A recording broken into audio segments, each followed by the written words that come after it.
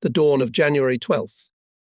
Pilots and technicians, huddled in small groups near their airplanes, listened to the silence. No gunfire, no engine noise. Over the airfield hovered a solid low cloud. Large flakes of snow were slowly falling to the ground. It seemed that in such weather the offensive would not take place. After all, aviation cannot act. Suddenly the rumble of hundreds of guns and mortars broke the morning silence.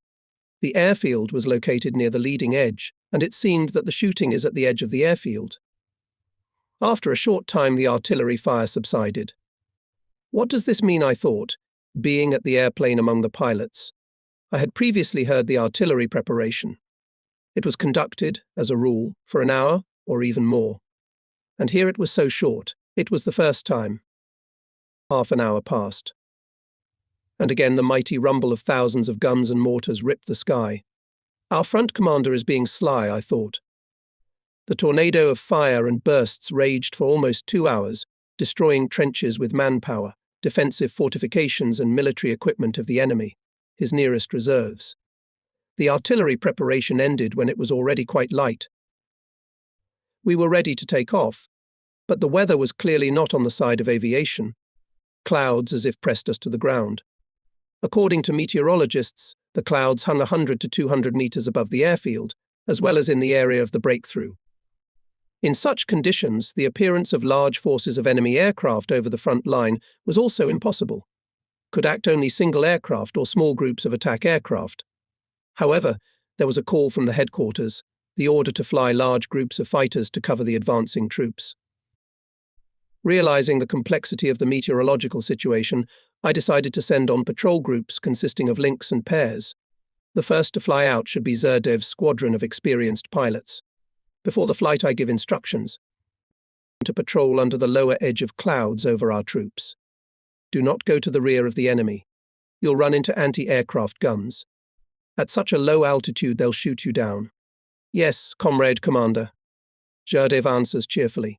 Permission to take off. Take off. Be careful. Avoid the anti-aircraft guns.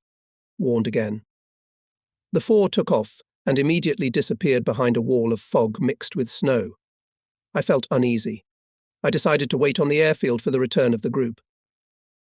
An hour later there was a sound of engines in the air, and 3 fighters landed one after another. There was no airplane with Zerdev's flight number. Where was the 4th? Anxiety turned into tension. The pilots were walking without joyful smiles, which usually were after successful sorties. They stopped, for some time silently looked into my eyes. I understood that it was difficult for them to report the loss of the leading man, Squadron Commander Zerdev. I was also silent, constrained by the thought of his death. With Zerdev we fought together from the Cuban. There he flew in my squadron leading the second pair and risking himself, more than once covered me from the attacks of enemy fighters. It was hard to realize that he was gone. Report in detail, what happened to Zerdev? I broke the silence. He died. Shot down by an anti-aircraft gun, Sukhov, the leader of the second pair in the group, said with difficulty. Then he and Berezkin, Zerdev's wingman, told me about the brave pilot's last combat flight. When patrolling over his troops, the unit did not detect the air enemy. This was to be expected in such weather. At the end of the flight, Zerdev and his group went deep into the rear of enemy defences. Near the town of Saksin, the unit found itself in a zone of strong anti-aircraft fire. The enemy concentrated it mainly on the leader. Zerdev did not leave the tracks in the clouds, apparently afraid to break the formation of the group. The Elikon shells hit the airplane and it caught fire. Heaving from under the tracks and trying to shoot down the flames, Zerdev steeply descended to the ground and took a course to his advancing troops. But he didn't make it. He, apparently badly wounded, landed unsuccessfully, hit a crater and crashed the plane. Retreating enemy infantrymen rushed to the damaged machine. Viktor Zerdev, who gave his life for the liberation of Poland, was buried in Sandomir. From eyewitnesses, Polanders and tankers, who soon came to the place of Zerdev's death, it became known about the atrocity of fascist soldiers. Hitlerites tore off the wounded Zerdev's uniform with orders and stabbed him with knives. The successful breakthrough of the first line of enemy defences by the armies provided the entry of tank armies Rybolko and Lilishenko into the breached gap. Front Commander I.S. Konev boldly threw them into the offensive. Following the command post of the tank army, I saw turned trenches and broken firing points, piled with dead soldiers and officers of the enemy, burned military equipment. The work of our artillerymen deserved the highest praise. The tankers, having defeated the nearest enemy reserves, came to the operational space and resolutely advanced to the rivers Nida and Water. They sought to capture the rear lines of defense before the retreating enemy units and reserves. The weather during the first days of the offensive did not improve. This constrained the aviation, both ours and the enemy's. In the future, we should have expected active actions of fighters of the air defense of the Silesian Industrial Region and Berlin, which were armed with 4 gunfighters Focke-Wulf 190. I left K. Vishnevetsky, the assistant for tactical and firearms training, in charge of the fighters and returned to the division headquarters. I decided to take urgent measures to relocate regiments. We could not lag behind the advanced formations of the tank army, especially as we approached the Oder. Low cloud cover allowed to fly out to cover only small groups, which included the most experienced pilots of the regiments. Encounters with the air enemy were rare, and our fighters flying at low altitude over the advancing tankers, their presence, ground attack targets supported them. The absence of enemy aircraft in the area of cover allowed our pilots to make surprise strikes on retreating enemy columns, sometimes even in our rear. It was, although small, but a real help to the advancing troops. It is also important that from the air we were always watching the enemy and conducting reconnaissance. I managed to make several combat sorties myself. This allowed me to more concretely lead groups to set real tasks. Once, however, justified the saying on the catcher and the beast runs. On one of the days of the offensive suddenly dissipated the lower tier of clouds. We could expect a raid of large forces of enemy aviation. Regiments began to raise more powerful groups for patrolling. I flew out as part of the 8. The second link in it instead of the dead A. Klubov was headed by the deputy commander of the regiment Arkady Fedorov. In the area of cover Tiger reported the approach of a large group of the enemy from the west. We immediately went to approach it. I saw a column of 4 9 bombers and going on the flanks and above 4 links of fighter escorts. To attack the bombers from the rear hemisphere will not give the fighters. The only possibility to make a frontal strike assessed the situation and gave the command. All consecutively, in pairs, attack the bombers head-on. Attack. With a slight overrun, I'm going to the leader. This is the commander of the bomber group. I'm aiming. He climbs on a powerful trace of fire from all points of weapons and, leaving behind him a plume of smoke, falls to the ground. I transfer the sight to the leader of the last 9. The line has passed by.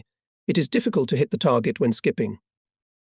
Fighting turn out on the upper links of the Focke-Wulf 190. I glanced at the bombers. 2 more Ju-87s were falling behind the one I shot down. Later I learned that Sukhov and Fedorov had destroyed them. The rest, having dropped bombs from horizontal flight in the field, were hastily turning to the west. Fokkers came to their senses after our surprise attack and pounced on us. Feeling their superiority in strength, they fought actively, but not always skillfully. A vertical merry-go-round began. Apparently these were pilots Hitler's air defense, not yet experienced in fighting with fighters. Having lost 5 machines, Fokkers began to leave the battle, usually diving to the ground. It was inexpedient to pursue them. Our group was in scattered pairs. And the job was done. The combat task was accomplished. A bombing attack on our tankers was thwarted. 3 bombers and 5 Focke-Wulf 190s were shot down, according to reports from the Tiger. We have no losses. The other day the joyful mood was dampened. Alexander Ivanovich received a radiogram from the Tiger. Vishnevetsky died. During the relocation of the command post column of vehicles attacked by a Focke-Wulf 190, and Vishnevetsky in the turmoil hit by a car, reported Abramovich.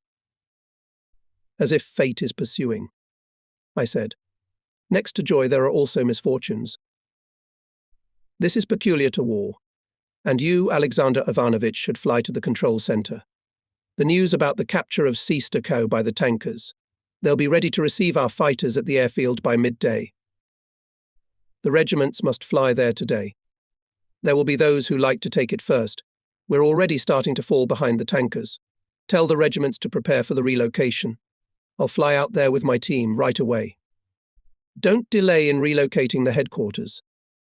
The advance team has already left. The rest of the HQ will leave by evening. Good, see you in Czestochowa. And I thought, well done, Chief of Staff. He was very efficient. A couple of hours later, my group landed on the ground, next to a blasted concrete runway. I looked around the airfield. There was nothing to think about repairing the runway. Clumps of concrete slabs and huge craters covered it from end to end.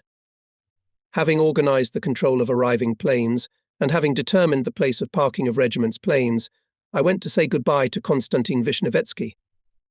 It was a heavy loss since the beginning of the Vistula Order operation. Ridiculous death on the eve of complete victory over Nazi Germany took out of our ranks an outstanding pilot, an intelligent commander, a hero of the Soviet Union. No one should be blamed for his death. He died in combat conditions. According to the stories of the officers of the CP, Vishnevetsky was riding in the column on a trophy motorcycle. Suddenly the vehicles were fired upon by 4 Focke-Wulf 190s. The driver of one of the trucks sharply tore off the road towards the field and hit Vishnevetsky, who was riding on the side. I ordered to bury the brave pilot in Lvov.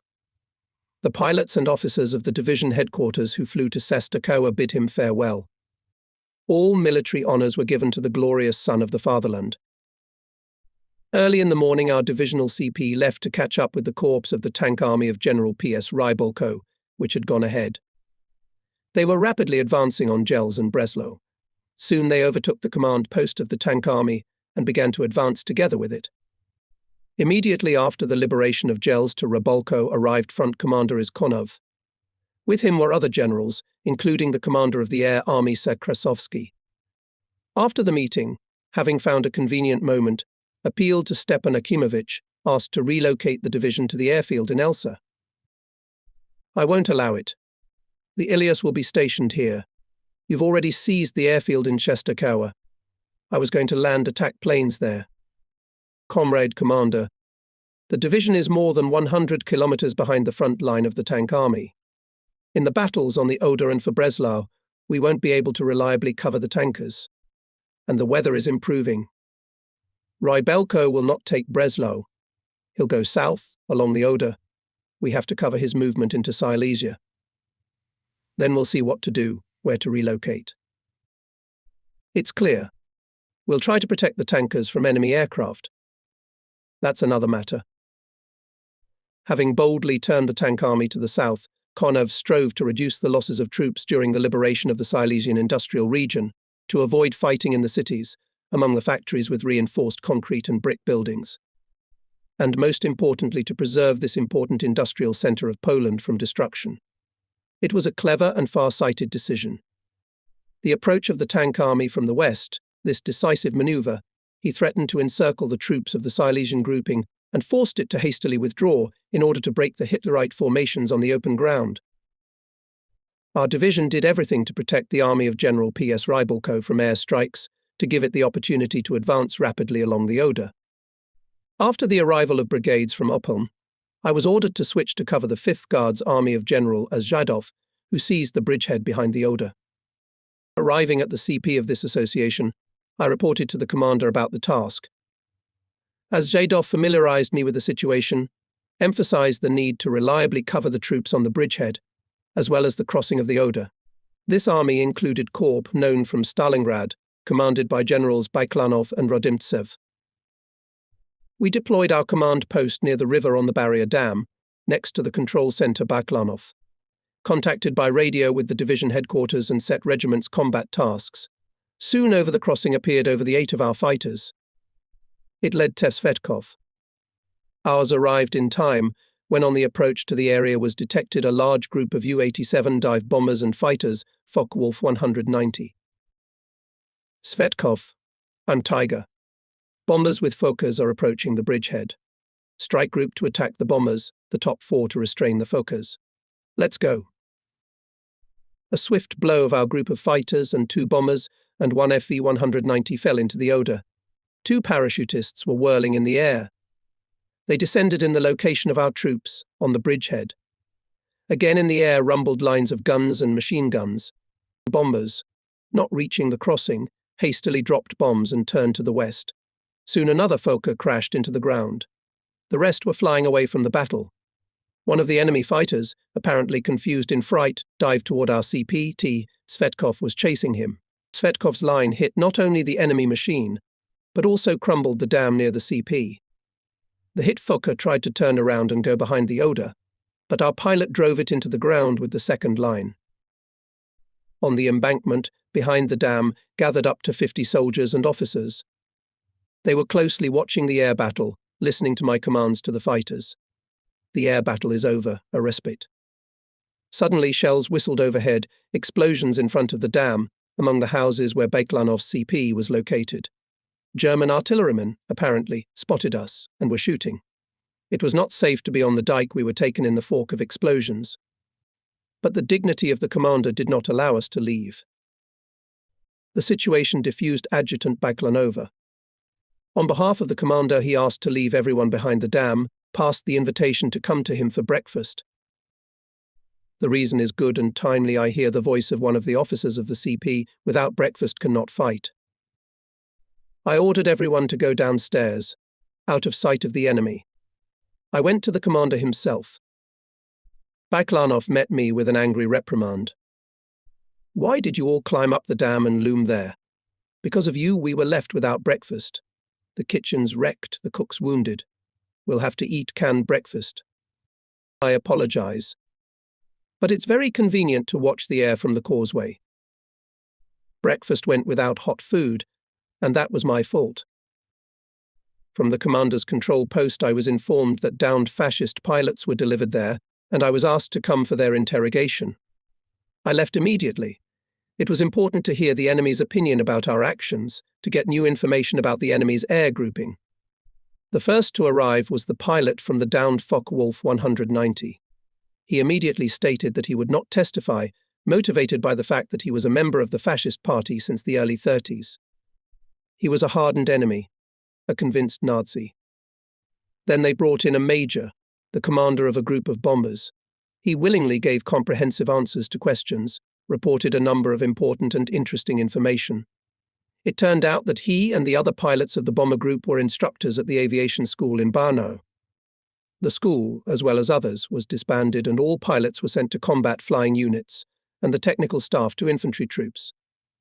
This combat flight was the first and the last for him.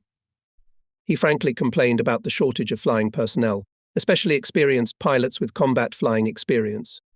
This was a pleasant news for us. Our pilots in hard fights in the past years of the war knocked out the enemy's experienced flying staff. Now the fascist command opposes us with untrained, inexperienced pilots. Do the fascists think that they will still be able to save the situation? Or is it the agony of a dying beast? Now we are the masters of the air. The commander of the Air Army informed me about preparations for the Lower Silesian operation in early February. The task was to encircle Breslau, a major city and industrial center. Based on this, the fighting of our division should move north, facing regiments in Czestochowa because of the great distance from the proposed area of operations did not allow the effective use of fighters in the upcoming operation. It was necessary to immediately look for airfields closer to the Oder. According to the reconnaissance map, I chose an airfield with a concrete strip Altdorf, near the small town of Kreuzberg, and decided to personally inspect it. Toward evening, after our groups had finished patrolling over the bridgehead, I drove out to Altdorf. At dusk we did not meet a single automobile. We approached an asphalted road. Across it and to the right well visible traces on the clay from passing cars. To the left, where we were going, the asphalt was clean. Vasil turned to the left. Having looked at the map, I tell my driver, a former petty officer who used to drive Krasovsky. Comrade Commander, you can't go that way. The asphalt is like a mirror. There are no traces of cars. Apparently the road is mined. We'll blow ourselves up. The arguments are strong, but there is no time to wander now, at dusk, to look for the village of Altdorf in the forest. And soon it will be dark. Meanwhile the road leads to the settlement we need. I looked at the asphalt once more, nothing suspicious. Let's take a risk, Vasil. God won't give us away, the pig won't eat us. Let's go. Soon the road went through the forest. It blocked the view. You feel tense. A turn to the right, and a large group of German soldiers with automatic rifles and machine guns appeared in front of us 100 meters away on the road, and on the side of it. Vasil, full throttle. Push, I shouted to the driver, and myself trying to pull a pistol out of the holster under my fur flight pants. The Germans parted on the road, and we passed within 2 meters of them. I'm waiting for machine gun bursts in the back. 100 meters later, the road turned to the right, and the enemy group was left behind, hidden by pine trees. "We have a lucky car," said the driver at last. He wiped the sweat from his forehead and reached for a flask of water. He kept his eyes on the road. Why didn't they shoot? They took them for their own, did not have time to see, I thought. Yes, we happily escaped from mortal danger. A few kilometers later we entered Altdorf. It was as if it had died out. Not a living soul. No light in the windows. Soon we noticed a dimly flickering window in one of the houses. Smoke was coming from the chimney. Vasil, drive up to the house. Someone's there. Learning from bitter experience, I slipped the gun under the belt of my pants and entered the house. An old German was sitting by the stove. "Good evening," I said in German. From my voice, the old man jumped up in fright and stood at attention. "I'm trying to find out the location of the airfield." I used the whole stock of German words. Hardly understanding me, the old man showed his hand in the direction, began to explain something. In order not to wander in the darkness, I asked him to get into the car and guide us. After a little drive through the forest, we found ourselves at the airfield. At first sight, it disappointed me there was no concrete strip. It was a dirt airfield. At the edge of it near the forest, there were a few charred Fokkers, burned, apparently, during the retreat. "Comrade Commander, don't drive on the airfield. Maybe it is booby-trapped," pleaded the driver. "Let's go along the strip, and then the parking lots," I insisted. After the experience on the road, it seemed that everything terrible was behind us. We inspected the airfield. Then we drove the old man to the house. We have to go back. We took the highway to see Stestokawa. "Vasil, keep up the speed. If we run into anyone, it'll save us. Go on, but don't run the engine, or we'll have to spend the night in these woods." At 1:00 in the morning, we reached the division. The trip was risky, but extremely necessary. Chief of Staff Abramovich, I gave detailed instructions in the morning to send forward teams of the Airfield Battalion, to prepare regiments and division headquarters to relocate to Altdorf. Warned about the wandering groups of the enemy. I slept until dawn like a dead man, and in the morning left for the CP. On the way, I decided to stop at the airfield again to have another look at it in daylight. Further, we drove along the road where we met with Hitlerites.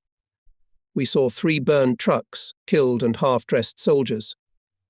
Apparently, they came across this group after us. Bad luck for our soldiers, Vasil. "You see, Comrade Colonel, we could also lie dead because of your disagreement with my advice," said Vasil sadly, riding around the dead. "Yes, Vasil. Apparently speed saved us here, as in air battles. We jumped out so suddenly, so quickly, that they didn't realize anything from the surprise." A few days later, the regiments began combat work from the airfield Altdorf. The first to fly out of it was Dolnikov's group. Patrolling 4 over the crossings of the Oder, Dolnikov received a warning from the point of guidance, from the southwest, on the approach of a group of the enemy. Do not allow it to the crossings. Soon the pilots of the group detected 6 Focke-Wulf 190s coming at them. Dolnikov ordered the second pair to gain altitude, and his went into a frontal attack. The enemy did not accept it and began to go up. Dolnikov had time to fire at the leader and shot him down. The second Fokker was set on fire by a pair of Sinutins above. In the course of the battle, Dolnikov shot another Fokker. The rest of the enemy fighters hastily, forcing the engines, left the battle, went down in the western direction. Our fighters had many such battles with small groups of Focke-Wulf 190s, despite the difficult weather conditions of early February. We had no losses. Only once a young pilot was almost killed because of his mistake. It happened west of the Oder. During the battle, he broke away from his group. Having no skills of piloting in difficult weather conditions, he got confused and, being alone, tried to take a course to the airfield, but lost orientation. At the bottom he noticed a field near a populated area and decided to land. He thought that he was already in the liberated territory. He landed successfully. He saw a girl running towards him. He opened the cockpit and heard her screaming. "Where did you land?" "Germans are here. Fly away quickly, or they'll catch you." "Who are you and how did you get here?" "I was forcibly taken to Germany by the Germans. I work for a landowner. Fly away quickly. The soldiers are already running here." The pilot had enough determination to assess the situation, even managed to ask the girl the name of the settlement. Only after that the pilot gave gas and flew over the heads of the running soldiers. In those days, a heavy load lay on the bombers and attack aircraft. They bravely and decisively struck in the heat of anti-aircraft fire. In such conditions, one of the most talented pilots of bomber aviation, commander of the P-2 Dive Bomber Corps, General I.S. Polbin, died. That day he led a large group to bomb a military facility in Breslau. Pilots accurately went to the target. The group of bombers came under heavy anti-aircraft fire. But Ivan Semenovich Polbin, setting an example for the pilots of the whole group, as always cool and confidently behaved in these difficult conditions. But here an anti-aircraft shell exploded in the cockpit of the diving bomber of the Corps commander. From the falling burning P-2 ejected with a parachute only the gunner radiator. Polbin and his navigator, apparently severely wounded, did not leave the plane and fell with it into the waters of the Oder. The death of the brave aviation commander, twice hero of the Soviet Union Ivan Semenovich Polbin, was a heavy loss for the Air Force. All of us experienced this loss with bitterness. Improvement of weather in February brought new difficulties in our work. Combat operations were increasingly hampered by the pre-spring thaw that had begun. The dirt strip provided safe takeoff and landing only in the mornings, after night frosts. By the middle of the day it became warmer, the soil thawed, making takeoff and landing difficult. Airplanes on the run-up had a hard time breaking away from the viscous ground at the end of the runway, and at the limit pulled the forest on the border of the airfield. On landing, the wheels buried themselves in the ground. Several landing gear failures occurred. There could have been cowling of airplanes, breakage of propellers. We had to, as always in difficult conditions, to release on combat missions only experienced pilots. We in the headquarters puzzled over what to do. We realized that the spring thaw threatened to completely close the combat work, and to allow this was impossible. It was necessary to fly immediately to new concrete airfields with strips. When I met with S.A. Krasovsky, I asked him for permission to transfer regiments to the captured airfield in Opeln with a concrete strip. I received a refusal and a new task. The division was reassigned to cover the tank army of General P.S. Rebolko, operating on the right wing of the front. The base airfield was as slow west of Legnica. We were to be the first in the air army to make a throw over the Oder. We immediately sent out advance teams from the Airfield Maintenance Battalion, from the regiments and division headquarters. 2 days later came a brief message about the arrival of our groups in Oslo. I flew out in a pair of combat aircraft to inspect the condition of the airfield and decide on the relocation of regiments. Under us Oslo. I communicate by radio with the advance team. Suddenly I hear a warning. 100th. The dirt strip is dehydrated, unsuitable for landing. There's no concrete runway here. So much for the news. My thoughts are racing like a fever. What to do? Go back? There are no prospects ahead. Spring will crush us to the ground. We must look for a way out, and look for it not somewhere, but here. It's good that during the flight I carefully watched not only the air but also the ground. I decided to land on a 2-lane highway next to the airfield, or rather on one of its lanes. I go in for landing. Under me is a narrow strip of concrete no more than 9 meters wide. The wingspan of the plane is 12 meters and the landing gear spread is 4. It's risky, but you have to land. And there are cars on the highway. Although rare, they're coming. It made me go for a second round 3 times. On the 4th approach, the gap between the cars provided a safe run after landing. I landed and closed the gap with my airplane. A quest partner. Go, Lubev, you can land. Can you handle it? Coming in for landing. Answers confidently, and indeed he landed successfully. Our landing was watched by officers who arrived with the advance team.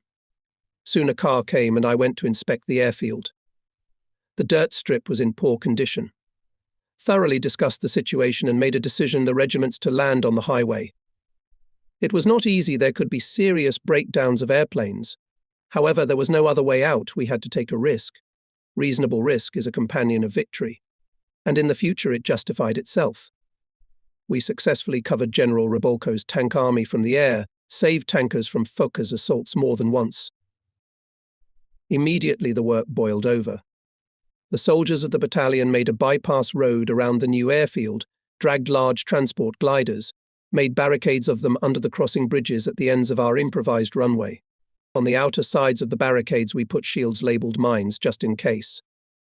From the next morning we started the flight to the highway to Oslo. They flew in squadrons. The pilots landed on a 9-meter strip. The middle dirt part of the highway, separating the concrete strips, just began to fill in with broken bricks from the blown-up buildings at the airfield. Landing was directed by himself, by radio. He gave the pilots tips. Come in quietly. Land exactly on the middle of the runway and keep the direction without sharp work with brakes. Well done. Good landing.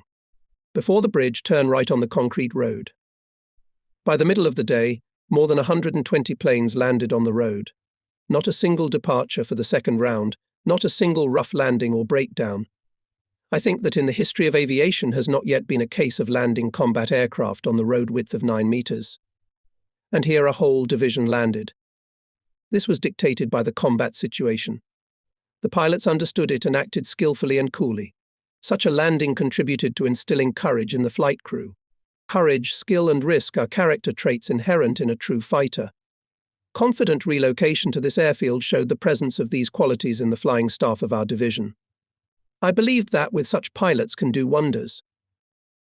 In the second half of February was a difficult situation on the right wing of our front. Tank Army PS Rebolco by this time was already significantly weakened in the previous brutal battles. The offensive undertaken to reach the Neisse River and capture the towns of Lorben and Görlitz developed slowly. The enemy transferred to this area large reserves, actively supported by aviation. He disrupted the offensive, struck northeast of Lorben, bypassing from the east, drawn into the fighting corps of the tank army. There was a threat of their encirclement that in heavy defensive battles tankers and compounds of the Panzer Army of General K. Korotiv jointly reflected the blow of enemy tank divisions. The regiments of the Air Army, based on desiccated airfields east of the Oder at a great distance from the battle area, could not provide effective assistance to ground troops. The flight of our division on the highway came in handy. Being not far from Lorben, we could reliably cover Rebolco's and Korotiv's compounds from the air. In these conditions, our unit had an important and responsible task. The pilots understood it well. In the air, they acted bravely and decisively. The first sorties brought the first victories.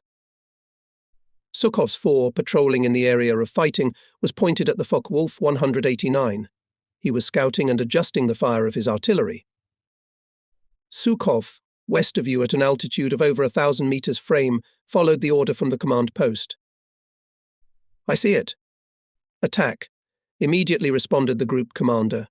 Spiking, he opened fire from a short distance. Frame from the bursts of shells collapsed in the air. After some time to the patrol area came the second Focke-Wulf 189 accompanied by 4 Messerschmitts. From the control room gave a new signal. Sukhov, on the approach above you frame with Messers. Do not miss. At the command post and in the air understood that the enemy urgently needed data on the movement of our tank columns in the area. It was important to disrupt the reconnaissance. Sokhov came out from below and shot the frame at point-blank range, and his wingman Kutishov shoots down the leading Me-109 that tried to attack Sukhov. The rest of the Messerschmitts escaped. In this flight, Sukhov added to his account of downed Focke-Wulf 189, and also confirmed the fame of the best specialist in the destruction of aerial scouts. We all knew that he shot down the first frame almost 2 years ago in the battles near Melitopol. Groups of fighters flying on patrol that day had a number of air battles with groups of Focke-Wulf 190, which tried to storm our troops. The pilots thwarted the enemy's attempts to make targeted attacks on the Soviet ground units. In the evening, Sukhov's 4 pilots went out on patrol again. In the area of Lauban, his group from the control room was pointed at an air target. A dozen Fokkers tried to storm the ground units. "I see. I'm attacking. Kutishchev, cover." Sukhov commanded his wingmen and rushed down. In the scope of the Fokker, going with a gain in altitude. A burst from all points of armament and the enemy plane, bursting into flames, crashed into the ground. The rest of the Fokkers went on a shaving flight. It is impossible to pursue them. 2 more 4 Focke-Wulf 190 and a pair of Mi-109s are coming up. The frontal attack of Sukhov's unit on the first 4 was successful. The leading Fokker went down with a burning torch to the ground, but the wing of Sukhov's machine caught fire. The experienced pilot went for an emergency landing on the hit airplane. In pursuit of him rushed the second 4 Fokkers, not connected with the battle. Our anti-aircraft gunners, as they say, did not slumber. They drove away this group with powerful anti-aircraft fire from 37mm guns, covered our damaged fighter. Looking for an area for an emergency landing, Sukhov saw that the fire in the wing of his airplane disappeared during the cabling, and on descent it flared up again. He took advantage of this, began to maneuver. So reached the airfield and landed on a dirt strip. The first day of combat work of the division from the highway ended mostly successfully, without losses on our part. However, there were still few enemy planes shot down, and this means that tomorrow they will be in the air again. In the evening I gathered commanders and chiefs of staff of regiments. The conversation was serious, sharp. Some leaders still had the habit of sending small groups of fighters on patrol. In the battles before the Oder and over the crossings it was still understandable, to some extent justified. Then, in bad weather, it was impossible to carry out combat missions in large groups. And now normal weather. We are based on concrete, we have enough forces. Nevertheless, as a rule, Links and Sixes are sent out on patrols. They hardly fulfill combat missions, often fighting with numerically superior enemy. During the whole day, for example, from Retkolov's regiment, only some units were sent out on barrage. I demand from all commanders, I finished my review, to send to cover the troops reinforced patrols of 1 or 2 squadrons. Force must be met with force. Change to produce in the area of cover without delay. Passing Fokkers on the attack, unjustified losses of their pilots will be considered an emergency incident, with immediate and serious conclusions. With Abramovich thought over measures to strengthen control over the planning of sorties and the organization of combat work. In the morning, having checked the accuracy of the instructions, I went to the forward control center of the division, deployed near Buntslow. In the city I stopped by our commandant. I clarified a number of questions, asked where the museum of Field Marshal Mikhail Illarionovich Kutuzov was located. I knew that the brilliant Russian commander at the head of the Russian troops pursuing Napoleon's army reached Buntslow. He died in that town. The fascists have abused the memory of Kutuzov, said the commandant. They liquidated the museum. The officer drove with me to this building. We entered the house. Nothing here no longer reminded of the stay of M.I. Kutuzov. It was good that there was at least a room where the last hours of the commander's life were spent. Then we drove up to the monument on the outskirts of Buntslow. Here is buried the heart of our great ancestor. We gave sun honor to Mikhail Illarionovich Kutuzov. Arriving at the command post, the first thing I did was to send an order to Abramovich to allocate a group of soldiers and officers at the disposal of the commandant's office of the city. The commandant asked to help in the restoration of the museum of Kutuzov, and then already began to manage the fighting. That day the combat work was more successful. Reinforced groups of our fighters, meeting Fokkers on the approach to the area of cover, inflicted sensitive blows on enemy aircraft, were completely excluded strikes on ground units. The armies of Generals Rybalko and Korotiv successfully defeated the counterattacking group of the enemy and threw it back over the River Kays. In air battles in these days pilots acted skillfully, but unfortunately they did not avoid losses. One day the group of the commander Nikolai Klumov, having finished patrolling, was returning to the airfield. From the control room I saw that it was caught up with 6 Messerschmitts. They are trying to make a surprise attack on the 6 Klimov. immediately informed Klimov on the radio, gave the command, "Quick turn to the enemy."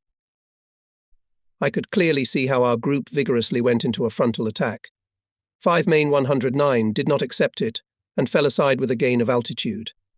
And the 6th, the leading, stubbornly went towards it. Klimov threw his plane at him. In the air there was a strong explosion from the collision of fighters. To the ground Me 109 fell, spinning sheet, with the torn-off rear part of the fuselage. And next to him circled Cobra with a broken-off left wing. "Klimov, jump. Jump, jump," I shouted into the microphone. But Klimov apparently lost consciousness from the impact of the collision. Our plane fell on the outskirts of Bunslow. Fulfilling his duty as a Soviet soldier, Klimov rammed the challenged Nazi ace, awarded the Iron Cross. Klimov, a brave air fighter, was buried next to the monument to Kutuzov. Klimov's death was not the only loss. Once broke out a heavy battle of our squadron with a large group of Fokkers and Messerschmitts. I had to call on the radio reinforcement, urgently raised ready for Flight 4 headed by Squadron Commander Graffin. After a while I hear his report. I am Count came to work. Our fighters bravely and decisively entered the battle, shot down several enemy planes. The rest began to leave to the west. Graffin, pursuing the Me 109 escaping at low altitude, joined him in the tail and opened fire on the turn. At the same time, Messerschmitt was fired at by anti-aircraft gunners. A machine gun line hit Graffin's machine as well. The downed airplanes, enemy and ours, fell almost next to each other. When I arrived at the place of the fall, I saw arguing anti-aircraft gunners. They were proving to each other who shot down the planes, demanding confirmation from the tankers. "What are you arguing about? You fired on your own airplane. You see the stars on the wreckage of the wings." I angrily interrupted their argument. I found out the numbers of the units so that I could take action later. The only bullet hit our pilot in the temple. It was hard to experience the death of an outstanding officer. I liked Graffin for his desperation in battles, his ability to fulfill the most dangerous task. He was highly respected by the pilots. Combat life presented a variety of different, sometimes unforeseen cases. While covering ground units according to the plan, Deputy Commander of the regiment Andrei Trude with his group, not meeting the enemy in the air, decided to look at enemy tanks for the sake of curiosity.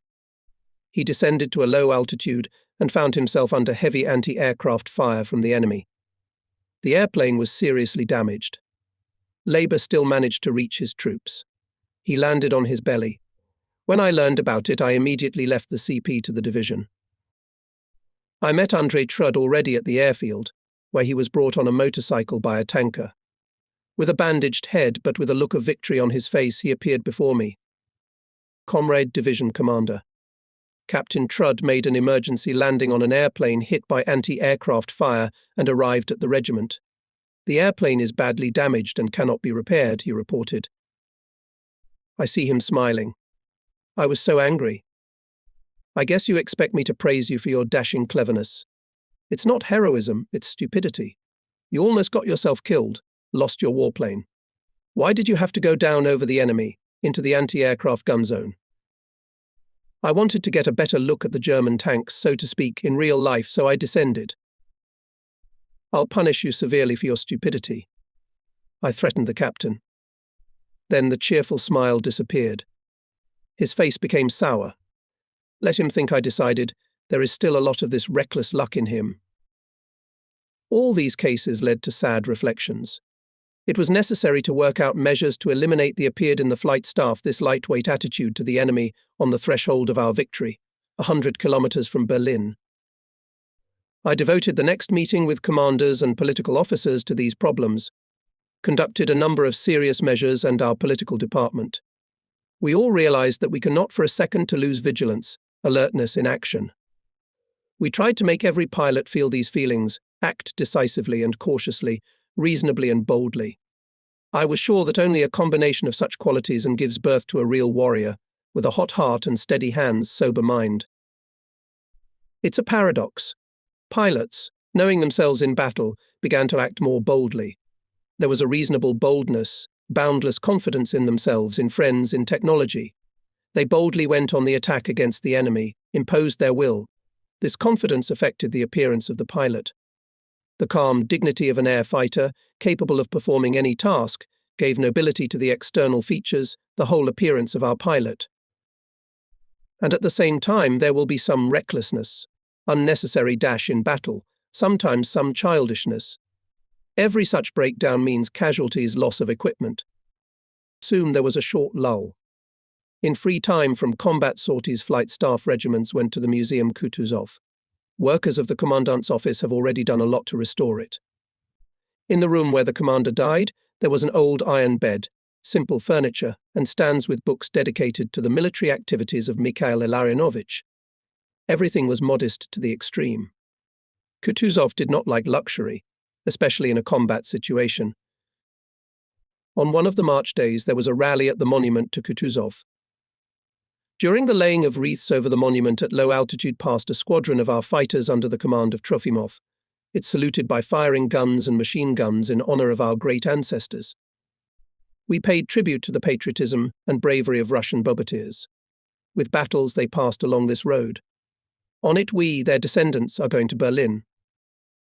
Having suffered significant losses in air battles in late February and early March, the fascist command of the air group, operating against the troops of the right wing of the front, not resigned to defeat. It took all measures to discover our division and pay at least on the ground. We realized that this desire especially grew after our strike on the enemy airfield. And it happened like this. In one of the sorties, 8 under the command of Ivan Babak went behind enemy defences and struck a blow to the column of vehicles. When returning home, the pilots found an enemy airfield with a large number of fighters, transport planes U-52 and Focke-Wulf 189. There was nothing to strike at it. The ammunition was used up during the assault. After returning, Babak immediately reported on the airfield. Immediately a group was created to strike the enemy planes in 4 units. Tactics were thought over. They decided everything promptly, but carefully. And this ensured the success of the operation. Coming in from the west, the group suddenly jumped out on the airfield. Bondarenko's wing, which went forward, promptly attacked and shot down 2 patrolling Mi-109s and one of the pair that took off. The other wing poured its fire on the anti-aircraft guns and suppressed them. 8 under the command of Ivan Babak, becoming in a circle, successively went in attack, shooting planes in the parking lots. Hovering from above, a wing detected a U-52 approaching the airfield and burned it with a short attack. Having shot all the ammunition, Babak's group returned home without losses. At the enemy airfield, more than 10 machines were burned, the strip and buildings were damaged. And soon I was informed that a saboteur was detained not far from the airfield. Several parachutists were thrown out, and one was taken. He did not hide, but it was clear that our airfield was being searched. Fascist pilots, of course, did not expect that we were flying from the highway in the Oslo area. Taking all this into account, we began to camouflage the planes even better at the parking lots, hid them in the pine trees along the road, used a large hangar on the airfield. However, not everyone was affected by these concerns. The personnel of the anti-aircraft battery, assigned to us to cover the airfield, showed carelessness. This led to the discovery of our location and subsequent raids by enemy aircraft. Once, coming from the division headquarters to the airfield, I saw a 2-engine Scout Mi-210 coming from the west at an altitude of 200 meters. The anti-aircraft gunners who were in the dugout missed it. They opened fire at the tail of the Scout going to the east and, of course, did not shoot it down. And at this time, on a concrete platform, at the hangar refueled a group of planes arrived from a combat mission. It could be assumed that the Mi-210 had discovered our basing. We had to have a serious talk with anti-aircraft gunners and order them to sit at the helm of the guns from early morning until late evening. With regiments worked out a schedule of duty pairs and links in the air, over the airfield. A day or 3 later over the highway at low altitude again flew Scout Mi-210. But now it was coming from the east. This time anti-aircraft gunners were vigilantly on duty, timely opened fire and hit the enemy plane. It fell on the field, not far from the airfield, and burned with the crew. A few days later, the airfield was attacked by 8 Focke-Wulf 190s. The group jumped out into a break in the cloud cover and dropped cluster fragmentation bombs. A pair of fighters was immediately radioed to the enemy. It was just making a training flight. The pilots managed to catch up with the departing enemy group and shot down one Fokker. Our airplanes were not damaged by the dropped bombs, but the squadron commander Veniamin Tsvetkov fell under the explosions. During the bombing, he rushed to the plane to take off and repel the blow of the Fokkers. A large piece of shrapnel stabbed him in the back, inflicting a fatal wound. Doctors did not have time to bring him alive to the infirmary. We buried V. Tsvetkov in Legnica, in the Polish land, for the liberation of which he spent many battles. When I was informed about this strike on the airfield, the first thing I asked where were the fighters on duty. It turned out that the command of the 16th Guards Regiment did not fulfill the established schedule of duty over the airfield. Considering it a waste of effort, did not raise in advance, according to the schedule, the link to barrage. This was a gross violation. If the link in the air, the raid would have been able to repel the approach of enemy aircraft to the airfield. For non-performance and other violations, the commander of the 16th Air Regiment was soon transferred to the post of inspector in the Corps, not related to the management of personnel. That's how it happens. The pilot gained combat experience, mastered the technique, learned to conduct air combat. Personally, in the air fight, acts confidently, on the account of more than a dozen shot-down enemy machines. Noted for this award. And commanding qualities are low as a leader weak.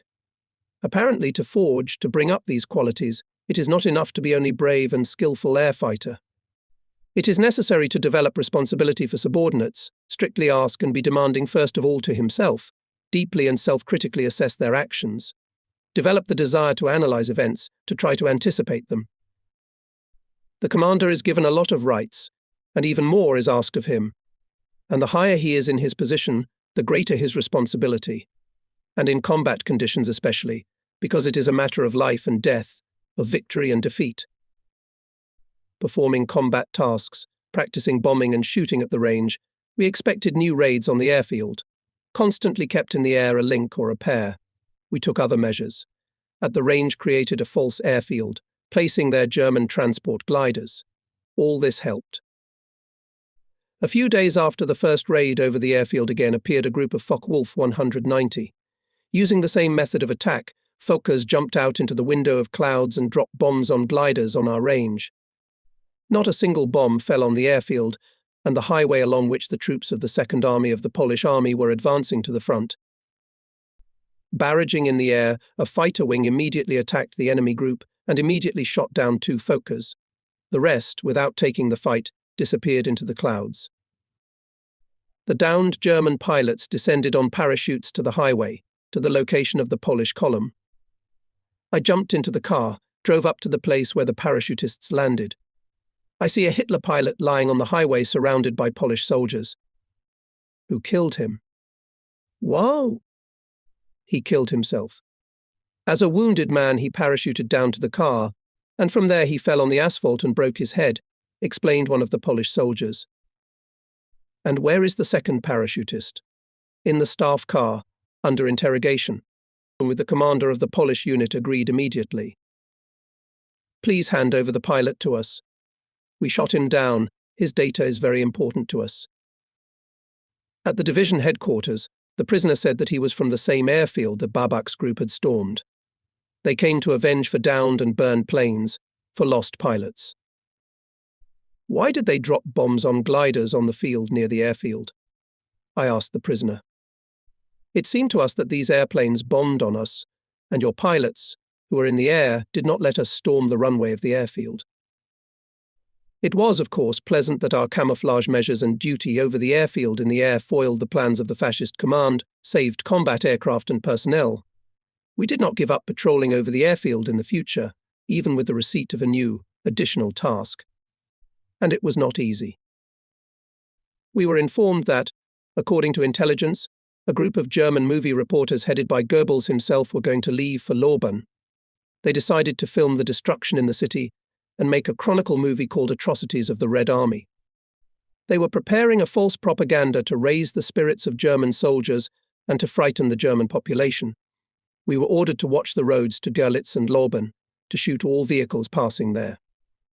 I, however, did not believe that the film group will go in the daytime, in the zone of action of our aviation. But the order was given and it must be carried out. Every day, the pairs or squads flew out on a free hunt for cars, especially cars. Recently appointed commander of the 16th Regiment Ivan Babak also went on such a flight. Apparently, he decided to show the flight crew that he would be on an equal footing with everyone else to go on any mission. Having arrived at the airfield and met the Chief of Staff of the regiment Danish, I asked, "Where is the commander?" He flew off in pairs for free hunting. I advised to ask permission from you, but he was in a hurry. Who did he go with? With a young pilot, Kozlov. An odd choice for such a complex combat activity. I stayed at the CP to wait for Babak's return. Half an hour later, Kozlov landed on the highway. From him we learned the details of the disaster. Not having met cars on the road, the pair began to storm the detected railroad train and came under anti-aircraft fire. Babak's airplane caught fire. Not reaching the front edge of the defense of our troops, Babak apparently could not withstand the fire that broke into the cockpit, threw himself out with a parachute, and was captured by Nazi soldiers. In the area where he was supposed to have landed, 2 units were immediately sent in succession. There was still hope for rescue. But all was in vain. Ivan Babak was already a prisoner. The loss of a brave and competent pilot, hero of the Soviet Union, who had on his personal account more than 30 downed planes, caused a heavy psychological trauma. It was painful at the end of the war to bear such losses. In the terrible Nazi camps, cruel trials awaited him. In Moscow, it became known about the experience of combat work from the highway. A film group came to us to shoot a chronicle film, Unusual Airfield. The film group worked in sweat. They filmed the most distinguished pilots and technicians, takeoffs and landings from the highway, sorties for combat missions, everyday scenes. Then the cinematographers, so they were called for their eyes, asked me to organize the shooting of a real air battle. At first I refused them. Now there is a lull in the action. Air battles are rare in good weather, and today, under such weather conditions, the enemy will not appear over the front line. A waste of time. And suddenly, contrary to my predictions, from the west, along the highway, over us flew 4 Focke-Wulf 190 with bombs suspended under the wings. Quickly shoot them. I shouted to the cameraman, and myself rushed to the control of Bobrov Regiment. His fighters were on duty on schedule that day. The regiment commander jumped out to meet me from the CP. At the same time, the duty pair was turning over us. "Who took off?" asked Bobrov. Lukantsev and Goldberg. They were on duty in the airplanes. Goldberg? But he's a very young pilot and has no airplane shot down. They shouldn't have put him on duty in this weather. They'll manage, Comrade Division Commander. Lukantsev has 5 victories, Bobrov reassured me. Tensely I looked in the direction of Legnica, where disappeared in the haze Fokkers and our pair. I was uneasy at heart. 4 enemy fighters, and ours only 2, and one of them inexperienced young pilot. Soon, 10 kilometers to the east, we heard the rumble of engines and volleys of cannon and machine gun fire. In the haze was not visible battle, but an explosion and a column of smoke to the right of the highway in the woods suggested the fall of the downed aircraft. Seconds later, a second column of smoke rose, already to the left of the freeway. In the clouds above us, we heard the fading rumble of the engines of airplanes going westward. Anxiety increased. Did they shoot down ours? I was ready to attack Bobrov, as a pair of planes emerged from the haze and went to land. All the tension immediately subsided, and the workers of the film group hurried to the car. They went faster to the place where the enemy planes had fallen. They were understandable. There were not enough enemy planes shot down for filming, and there were 2 of them on the ground at once. Within half an hour were filmed footage of burning Fokke, which fell on the outskirts of the village, where the headquarters of General Rybalko was located, interviewed tankers, eyewitnesses of the battle. Having taken the captured pilot in the special department of the tank army, everyone, satisfied, returned to the division headquarters. Lukantsev and Goldberg reported how the battle had gone. Having met an enemy group returning from Legnica, they engaged it on a turn under the lower edge of the clouds. Lukantsev attacked the rear 4 Fokkers and shot him down with the first line. The one with the pilot fell into the forest and exploded. At this time, Lukontsev tried to attach to the tail of the leading enemy group. But Goldberg acted decisively. He pierced it with a queue of guns, knocked off the tail feathers of the Fokker. The Nazi pilot still managed to throw himself out of the falling plane at a height of 200 meters and descended by parachute directly to our tankers. At the interrogation, the prisoner gave detailed answers to all questions. I asked him through an interpreter, "Who are you by position, and what was your task in this flight?" "I am the commander of the air group, or, in your opinion, the commander of the regiment. My air group was recently transferred from the Western Front to the Eastern Front, and set the task to find your secret airfield on the highway and strike it. We did not find the airfield, but met with your aces, and they shot down me and another one of our planes." "Why were you awarded the Iron Cross?" "On the Western Front, I shot down 9 American Flying Fortresses B-17s. The prisoner confirmed the reports that reached us about the transfer of the fascist command of ground troops and aircraft from the Western Front to our Eastern Front. Fascist leaders, feeling their doom, were rushing around like doomed, trying to prolong their existence. They were gripped by panic fear of the Soviet army offensive. The film group, having successfully finished shooting the movie, left for Moscow. Regiments continued to fulfill combat tasks and were persistently preparing for the upcoming offensive. At the same time, we did not lower our vigilance, were ready to repel new raids on our airfield. We had to introduce an increased duty. Once, with the help of radar, detected a group of enemy planes heading for our airfield, immediately followed by a command to raise on-duty fighters to intercept. The squadron under the command of navigator of the 100th Regiment, Mikhail Petrov, took off without delay. About 30 kilometers west of Oslo, the formation met a strange group of enemy planes, which caused our pilots surprise. Accompanied by 8 fighters, flew bomber U-88, and on top of it sat Fokker. Later we learned that it was a kind of novelty of fascist aviation Junkers stuffed with explosives, and attached to it a fighter with a pilot controlling the flight of the bombing plane. The Soviet pilots quickly oriented themselves in the situation. Petrov gave the command to his second pair. "Sinuta, attack the escort fighters. I'll attack the Junkers." The Fokker pilot, seeing Petrov coming in to attack, put the U-88 into a dive and detached himself, but immediately fell under Petrov's attack and was shot down. The Junkers crashed into the ground near the freeway. The explosion was so powerful that it lifted up a cloud of earth, forming an impressive crater. The enemy escort fighters, having lost another airplane, did not take the fight and hurriedly withdrew in a westerly direction. This attempted raid on our airfield was the last. All of them were thwarted.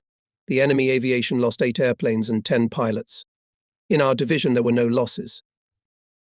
In early April, I was summoned by General Krasovsky.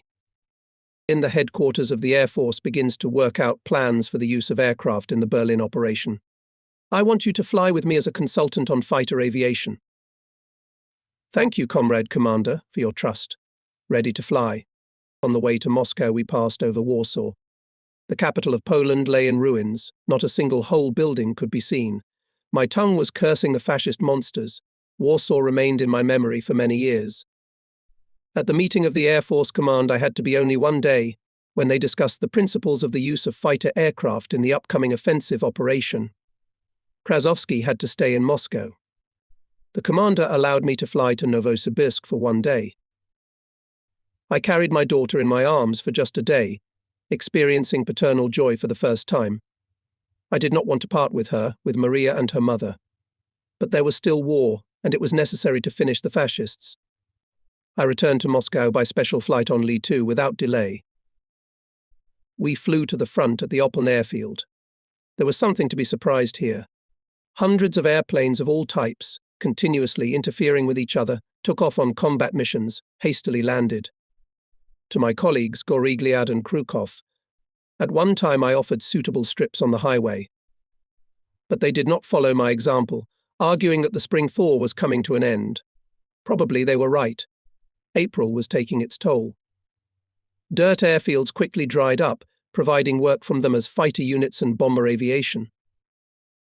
And on the ground, the concentration of troops was accelerated. To ensure their advance, we had to open the highway, and we ourselves moved to the dried Upper Slough airfield.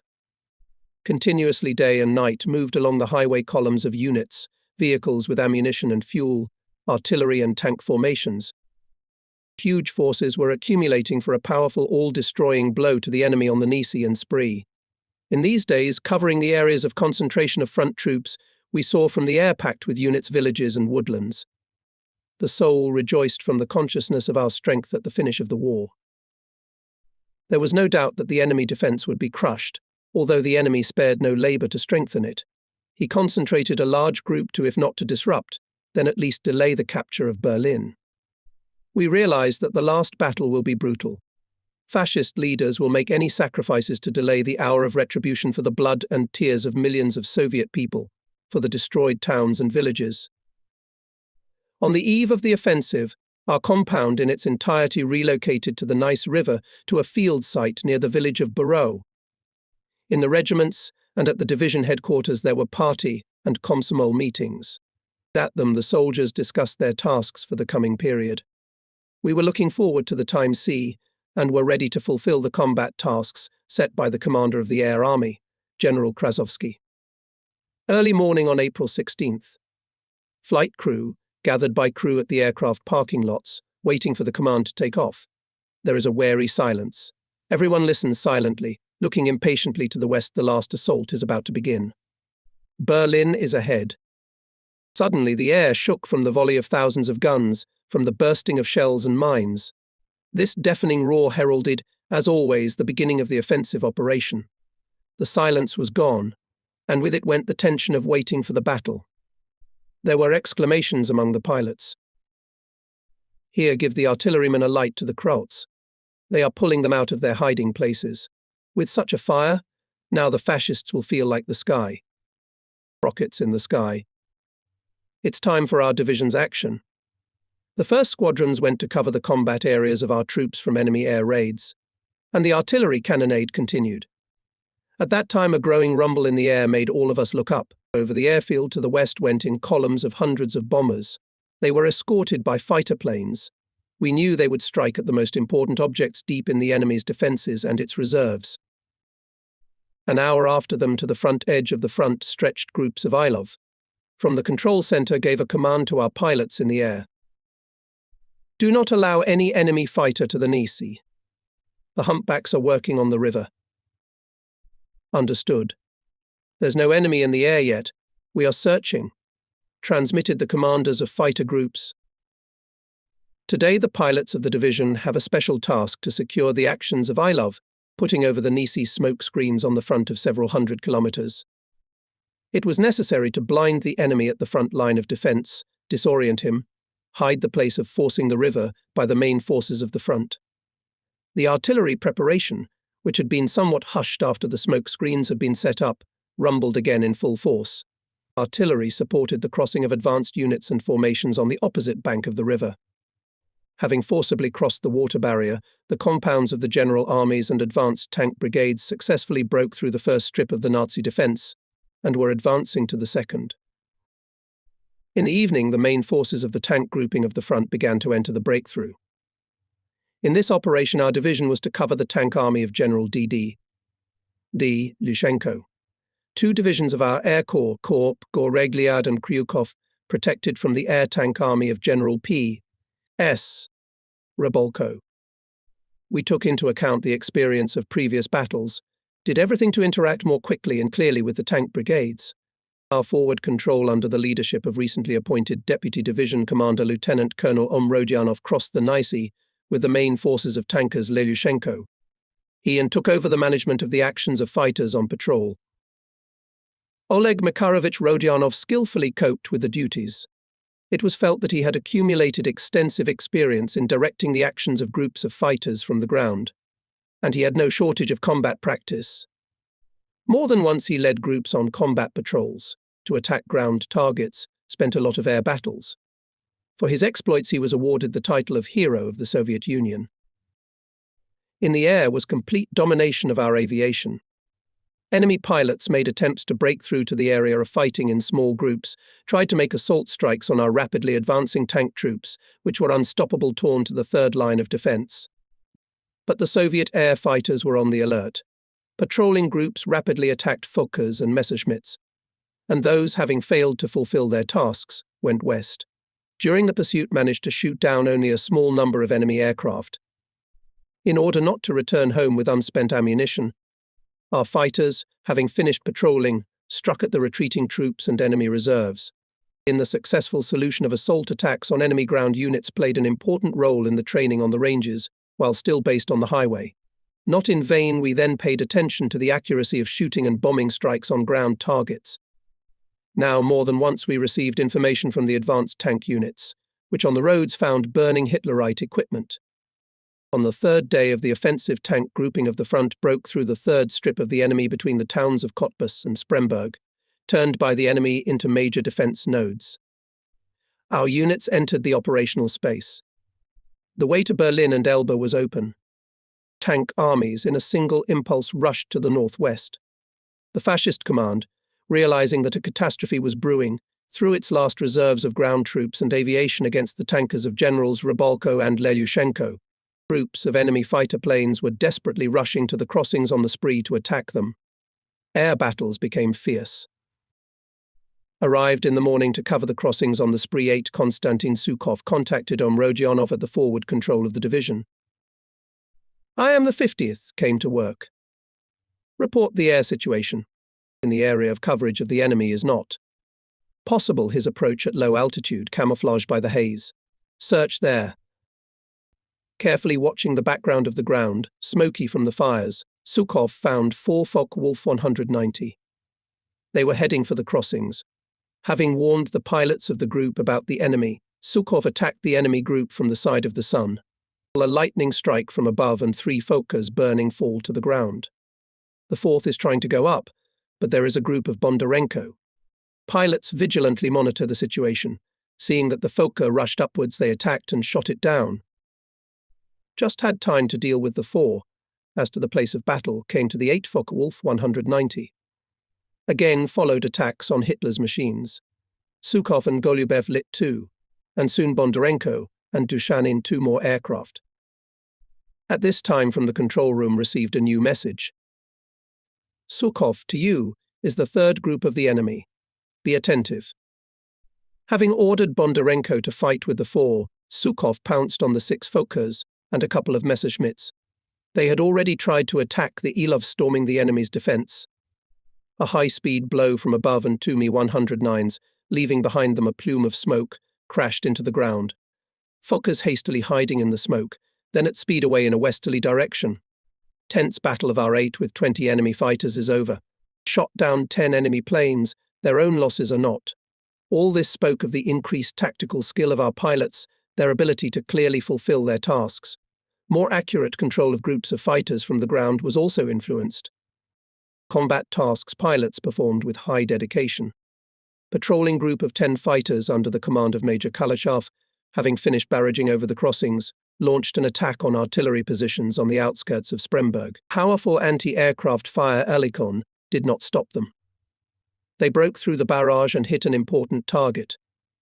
But several shells hit the airplane of Peter Gushek, an experienced and brave pilot. The personnel of the 100th Regiment felt the death of this pilot severely. A courageous man, skillful air fighter, he was highly respected by his comrades. On his combat account was 21 shot down enemy aircraft. Peter Gushek did not live to the near victory.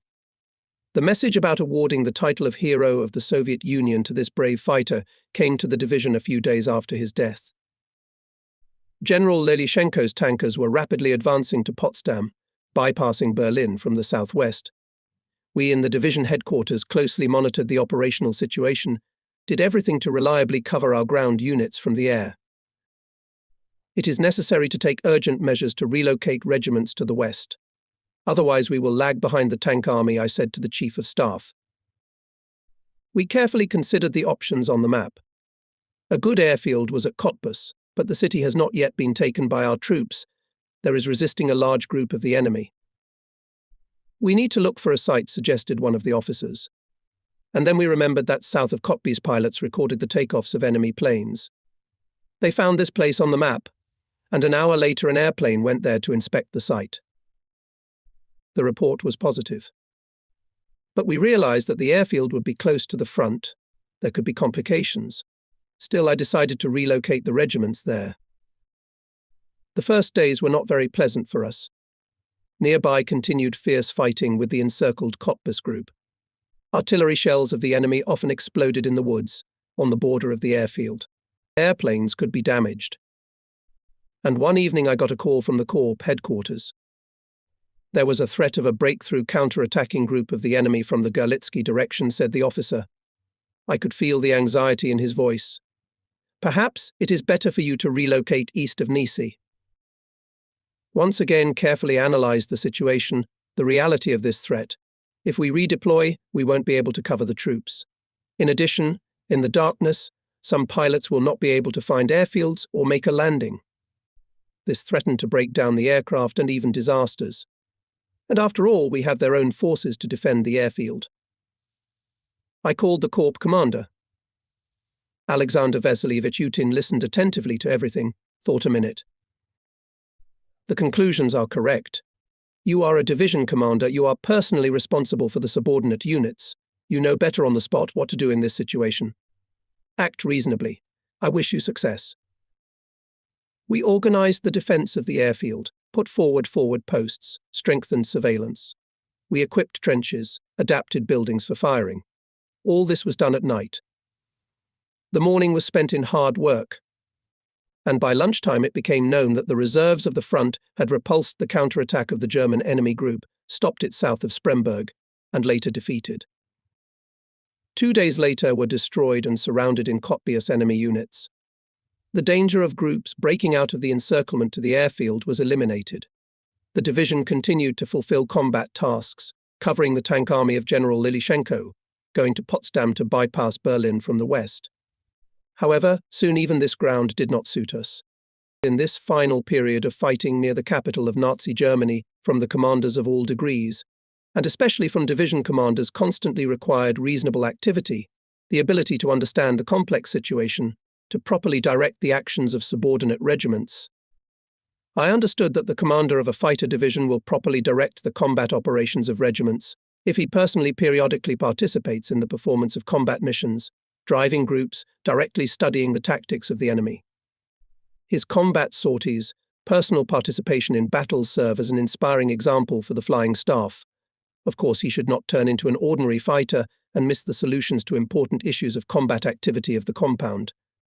And they are at the commander arise constantly in the dynamic and offensive operation of the front, characterized by high rates of movement of troops, especially tank troops.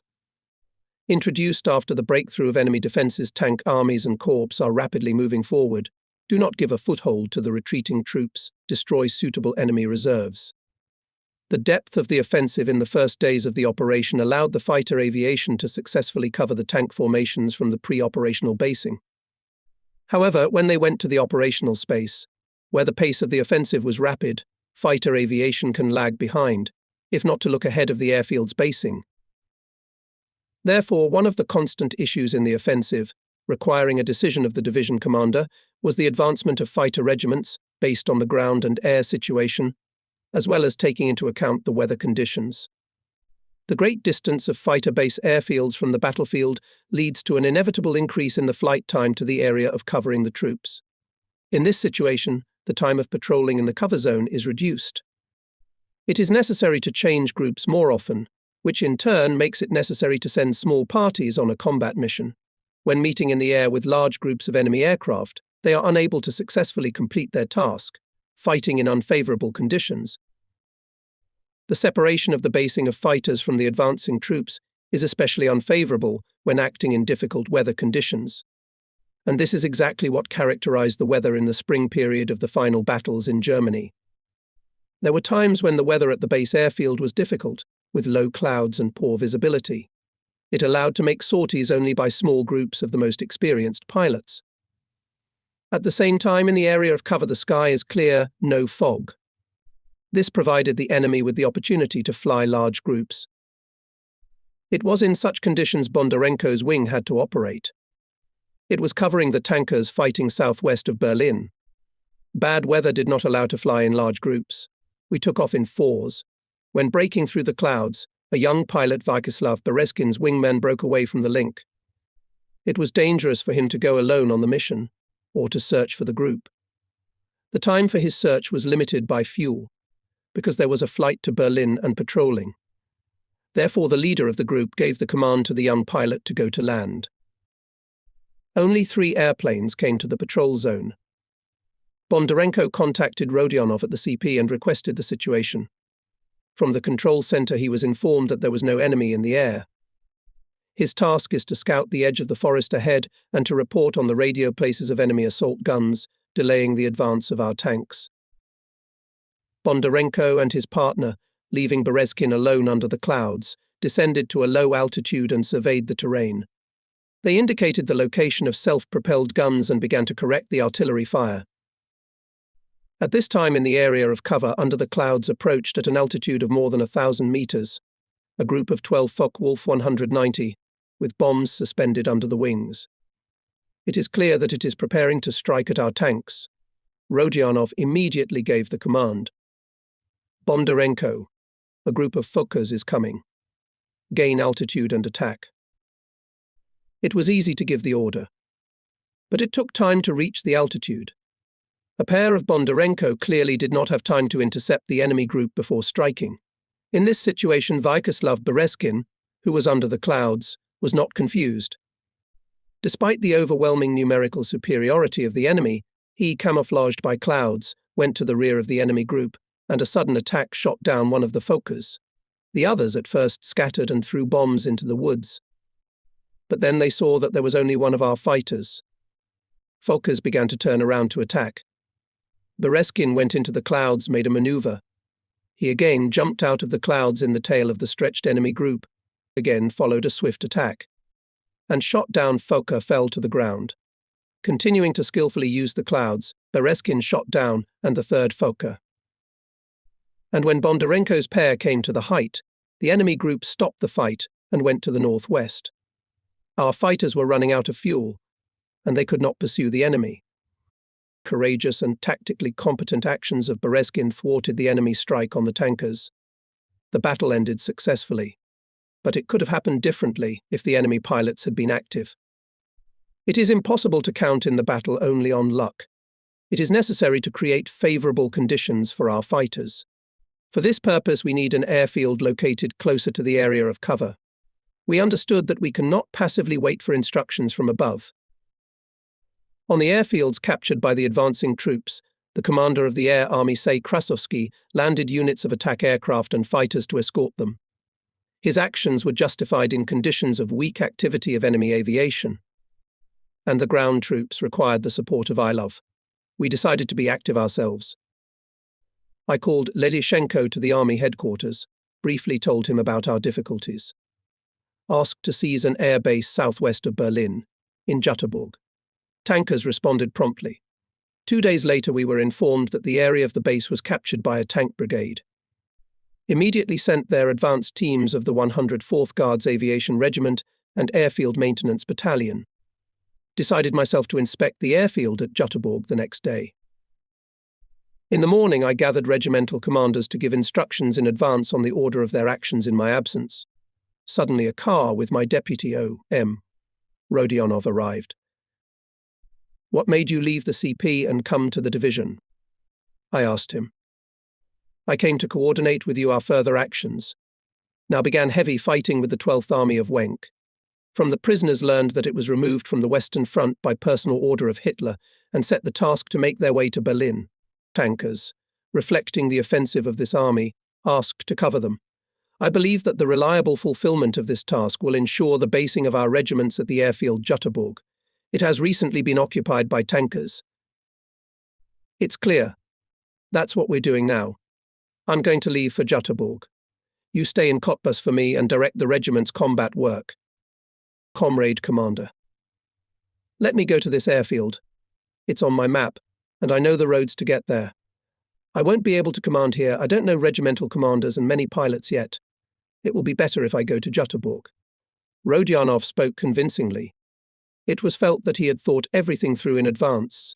He convinced me. "All right, Leave in my car together with the head of the Special Department Volobiev. He wants to familiarize himself with the situation in the city. I'll expect you back and a report by evening. Oh, M. Rodionov and La Voloboev did not arrive in the evening, as agreed. By morning they also did not return. Suspecting something wrong, we flew to Jutterborg in a pair of combat planes. We inspected the airbase from the air. It was a modern construction. On the southern edge of the city is a dirt airfield with shield barracks. To the west, an airfield with a concrete strip and a large hangar. To the south, 2 takeoff and landing pads filled with rows of Messerschmitts. Here, apparently, the Berlin air defense fighters were based and there was a factory transfer base.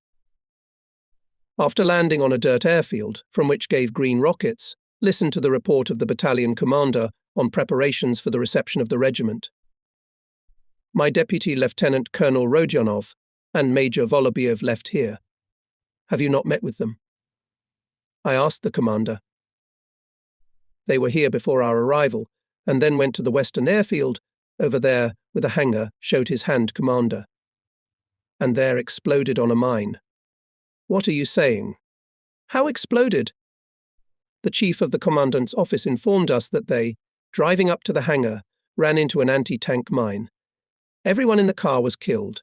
They were buried in the city cemetery. Stunned by what had happened, I stood in silence, thinking about my comrades in arms. How I regretted that I did not go myself, and allowed to inspect the airfield, Rodionov. Surely this would not have happened. After all, not once have I encountered that the fascists mined objects. Give me the car. Let's go to the commandant's office, ordered the commander-in-chief. The chief of the commandant's office explained the circumstances of the officer's death and drove with me to the site of the explosion. Here it is, the gravel road to the hangar, on which they turned off before reaching the asphalted turn to the airfield, hidden from here by a pine forest. We stood at its entrance, looked at the crater from the explosion and the mangled pieces of the car. Silently we bared our heads, honouring the memory of the dead. Then we drove further along the highway, on the main road to the airfield. At the crossing over the railroad line there was our tank blown up on a mine and a sign demined. Inspecting the base, we moved only on the concrete strip and taxiways, did not turn to the ground, where apparently lurked more than one mine. German fascism, living out its last days, like a scorpion in agony, sought to sting all living things. Returning to the commandant's office, I could not stop thinking about the hero of the Soviet Union, Oleg Makarovich Rodionov, and Leonid Andreevich Volobiev, with whom we worked so friendly. It was hard on the soul. Sergeant Mikhail Vasilievich Raychik, the driver of the car, died with them. Reflections led me to the conclusion that the cause of death was a professional peculiarity of combat pilots, constantly being on the edge of risk in battle with the enemy, exposed to anti-aircraft fire. They sometimes lose their sense of caution and neglect the danger on the ground. This quality is familiar to me, but so far, as they say, lucky. Upset by what had happened, I returned to Cottbus. Setting tasks for the 104th Guards Regiment to fly to Jutterborg, I demanded from the commanders to warn all personnel about caution, to find an opportunity to involve sappers to inspect the base. I also sent there attached to the division battery of anti-aircraft guns. Squadrons after the task of patrolling landed in Jutterborg. The regiment was settling into its new location. The next day in the morning, the division headquarters received an order from General Utin to begin assaulting the encircled group of the enemy, breaking through the woods to the west. Their actions had to be coordinated with the 3rd Guards Army of General Gordov, standing on the edge of a possible breakthrough of the enemy. Taking Andrei Trud as wingman, he flew to Jutterborg. I reached the army headquarters by car and thoroughly worked out all the issues of interaction there. We returned to Jutterborg. By evening, Trud and I flew to Cottbus. I decided on the way to inspect the area of the encircled grouping of Nazi troops. Below, in the forests, along all the clearings were moving in a westerly direction columns of cars, armoured personnel carriers and columns of soldiers. The target was tempting. Unable to resist, began to storm one of the columns. From a gentle dive, I hit long bursts on cars and soldiers running near them. In one of the attacks, there was an explosion in the airplane. The cabin smelled of gunpowder smoke. Got hit by an anti-aircraft gun, I thought, and set a course for Cottbus. On the ground it turned out that a shell burst in the cannon chamber, apparently due to overheating during long firing bursts. I decided to take the group to the assault before dusk. Now I know well where the enemy is moving, and cannot miss the opportunity to strike. My airplane is defective, so I take another one from the regiment, leading one squadron myself, and the second Trofimov. Over the forest area to the west of the Spree, I give pilots target instruction where to attack. I myself decide to suppress anti-aircraft fire, which lead on us from 2 armoured personnel carriers with 4 guns on each, vigorously turn the fighter into a steep dive. I take aim, press the trigger. After firing a few shots, the guns go silent, and you cannot get out of the attack to put the belly of the plane under fire of 8 Ehrlichen death. We must suppress them psychologically. I pick up the anti-aircraft guns to the ground and snatch the plane over the very tops of pine trees. Stepping aside and gaining altitude, I check the weapon. Total failure.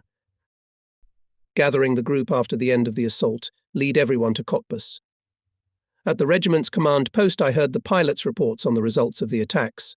We are interrupted by the engineer of the regiment, Kopilov.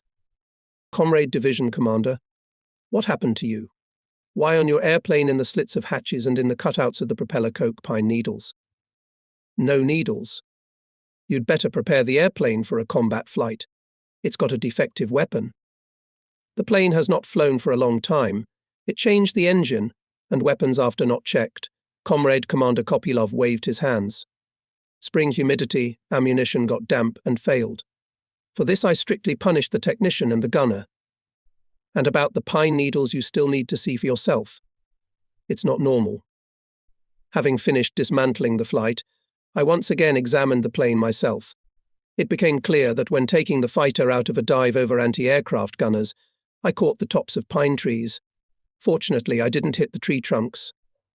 It's good that everything ended normally. There seemed to be no reason to worry now. Pilots, always taking risks in battles, treated such cases calmly. Without worries, a little bit doesn't count. But I drew conclusions for myself. On the next day, the aviation of our air army carried out powerful bombing strikes on the encircled group of the enemy in the forests, stubbornly breaking through to the west. Assault actions were mainly entrusted to fighters. General Ryazanov's corps, which was armed with Ilas, at this time was striking at Wenk's army. Setting enemy tanks on fire with shape-charged bombs, attack aircraft actively helped our ground troops to repel its breakthrough to Berlin. Attempts of the enemy group to break out to the west created a difficult situation for our Poppy in Utterborg. One day, anti-aircraft gunners, who were preparing a position for their battery on the border of the airfield, suddenly discovered Hitler's infantrymen prepared in the woods to attack. It took seconds for the experienced soldiers to open fire. At the airfield was declared a combat alert. In the reflection of the attack took part and technical staff of the regiment. Low cloud cover did not allow that time to take off and make group air assaults on the enemy. Therefore, most of the aircraft were quickly adapted to fire from parking lots. Only a small number of fighters with experienced flying staff took to the skies. German airplane containers with small fragmentation bombs, which were on the airfield, also went into action. Armed men quickly adapted them for hanging to our fighters. Having received a message from Jutterborg about the situation, officers of the division headquarters immediately contacted the tank corps, asking for help. Very low clouds did not allow to raise their own groups of fighters from Cottbus. I still broke through to Jutterborg. By this time the regiment had repelled the second Hitlerite attack with powerful fire. The enemy had no heavy armament, they threw it in forests and swamps. It helped aviators. The defence of the airfield by the command of the regiment was organised correctly. It provided reflection of enemy attacks during the day. But at night the situation was unenviable. We understood that, using the darkness, the enemy with its mass will crush the defence, and, as a consequence, can be destroyed aircraft and inflicted great damage to personnel. We had to make another call to the tankers. They also had no free forces, but they did everything they could. By evening, when I was already looking at the road with doubt, a self-propelled vehicle and a platoon of tanks came to the airfield. They were put into action from the start. Fire from guns on the edge of the forest gave a high effect. From there soon began to come out with white handkerchiefs in their hands soldiers, and officers. About 3,000 surrendered. The rest of the night passed quietly. Only somewhere there was a firefight with small groups of the enemy trying to infiltrate through the airfield. The next day in the area of the base was quiet. To the north, however, an artillery cannonade rumbled from early morning. It was in the area of Luckenwald was the destruction of the main forces of the encircled group of the enemy. This is the law of war. If the enemy does not surrender, he is destroyed. The last days of April. The battle in the encircled Berlin was coming to an end. The headquarters of our division with 2 regiments moved from Cottbus closer to Berlin. We were assigned the task to cover from the air troops fighting in the southern and western parts of the city. Having solved organizational issues and set the task to the regiments, I decided to fly out as part of the 6 on patrol. It was necessary to examine the new area of fighting. And here we are in the air. Under US Berlin. The huge city was burning. I can't hide the feeling of pity. From here were given directives to attack our homeland. Here were formed orders for the destruction of Soviet people, the destruction of our cities. Well, the hour of retribution for Stalingrad and Minsk, for Warsaw turned into ruins, for all the atrocities committed by the despicable fascists in the temporarily occupied lands has come. Below us is the lair of the fascist beast. Hitlerism was writhing in its last agony. Fascist rulers, fearing retribution for what they had done, sacrificed the personnel of the encircled garrison and the civilian population. No, we did not feel pity for the enemy. But we looked at the civilian population with completely different eyes. It was hard for us, who knew the bitterness of the first years of the war, to see how refugees wandered along the roads, how German children, old men and women suffered. The heart of a Russian soldier could not stand it. We shared bread, came to the aid of the wounded and sick. Even before the flight, I familiarized myself with the operational summary. The troops of the 1st Belarusian and 1st Ukrainian fronts were fighting hard in Berlin. Soviet soldiers were knocking the enemy out of massive buildings, tightening the ring around the Imperial Chancellery in the center of the city. There were literally only days left before Berlin was completely captured. Victory was near. Patrol time was running out, time to go home. There was no enemy in the air. The area is inspected. We're turning back to the airfield. And then I see that more than 29 Tu-2s and P-2s are approaching from the south. There are no fighters near them. Bombers aimed their strike at the center of Berlin. There was still resisting the enemy. There was heavy fighting. The walls of buildings turned into strongholds were falling down from the explosions of bombs. Smoke and dust rose above the area where Hitlerites still settled. I decided to delay leaving to cover the bombers from a possible attack of enemy fighters. In these days, afraid to engage in open combat, enemy pilots could wait in the side or behind the clouds a convenient moment. I, as well as all pilots, really wanted to shoot down an enemy airplane over the fascist lair. My mind persistently searched for ways of a possible meeting with the enemy in the air. And what if we use a technique that has repeatedly brought success? Maybe here too the fighters will try to attack the bombers after the bombing. The decision has been made. We take a group course to the western part of Berlin and gain altitude. I'm calculating the time of the end of the bombing. I've weighed everything down to the minute. Vigorously turned around and went to catch up with the bombers. Here are already near 9 P-2s. We examine the sky, there are no enemy fighters. Disappointed in the calculations, I began to overtake the column of bombers. Inspecting the rear hemisphere, suddenly saw how behind us fell out of the clouds 6 Focke-Wulf 190. At the same second our group turned to meet them. But the Fokkers, without taking the fight, went into a dive and, forcing the engines, rushed north. It was impossible to catch up with them, and fuel was at its limit. Besides, the aviation of our front was not recommended to enter the northern part of the city, where the units of the 1st Belarusian front were operating. Without a fight, we returned to the airfield, experiencing failure. After landing, Goyev came to me, regretfully said, Comrade Commander, how did we in the calculations of a blunder gave, to miss such a prey? Yes, delay 1 or 2 minutes from the turn, Fokkers would be in front of us, as in the palm of our hands. This time, unfortunately, the option did not work. This was the only encounter with enemy fighters in the last days of April. On May 2nd, The Berlin group of the enemy capitulated. The victory banner was flying over the Reichstag. On the Elbe, our soldiers met with the Americans. Only later we learned that Hitler and Goebbels went to the next world. Suicide, fearing retribution. Poisonous scorpions, who destroyed millions of people, killed themselves so as not to face the judgment of the peoples. Berlin was taken. And the war continued.